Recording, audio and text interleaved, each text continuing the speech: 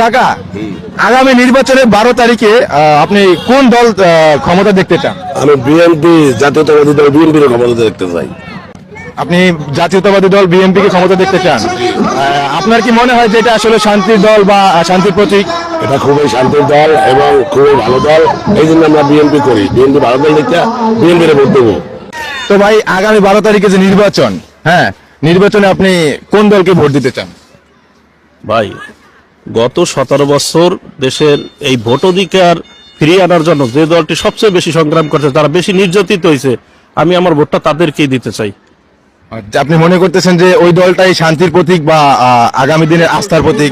রাষ্ট্র পরিচালনা করার মতো সক্ষমতা আছে, যারা অতীতে দেশ পরিচালনা করছে, আমি চাই তাদেরকেই ভোট দিতে।